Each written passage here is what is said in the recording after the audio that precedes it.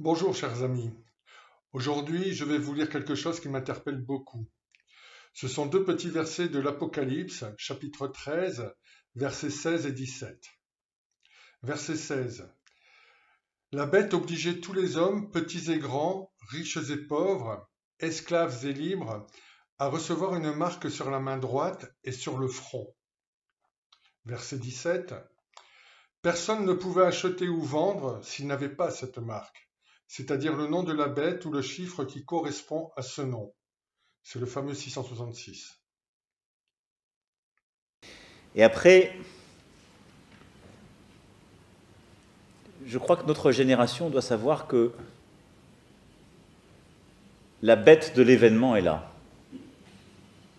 Et elle arrive.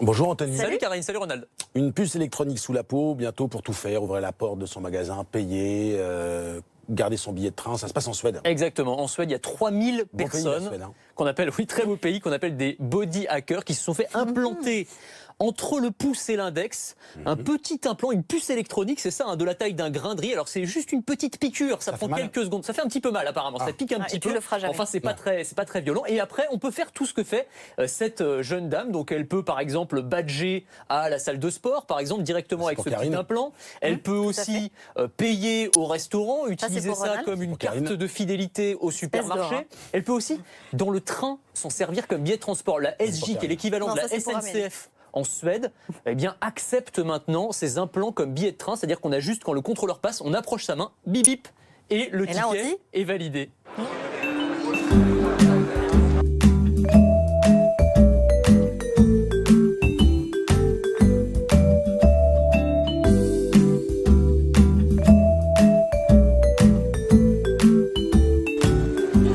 Je suis un bidouilleur et que c'est une puce que je vais pouvoir bidouiller.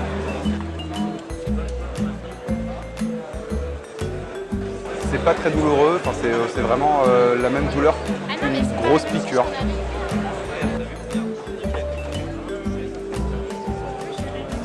Je trouvais la relation homme-machine assez intéressante et c'est vrai que le fait d'avoir un milliard de cartes sur soi tout le temps, une carte de club de sport, une carte de machin, une carte de truc, une carte de visite, c'est hyper encombrant et c'est vrai que ça permet grâce à cette technologie-là, avec une puce, de pouvoir avoir toutes ces fonctions avec un seul device qu'on n'a pas dans la poche en plus.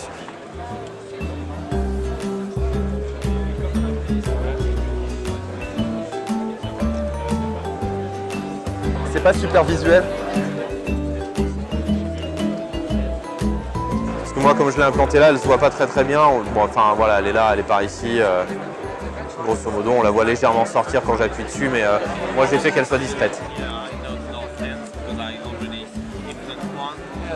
Well, you can see it because it's inside. But so the chip implant, you can use it in a very local setting. You have to be within 1 centimeter in order to read it. Okay. So now when I touch my implant like this, it opens up my business card.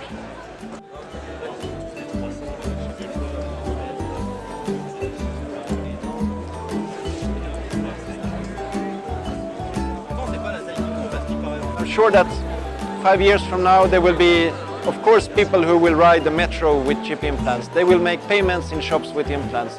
And we will also have implants that give us an understanding of our health. So that we don't have to go to a doctor, you just swipe your implant to get the data of what's going on in your body.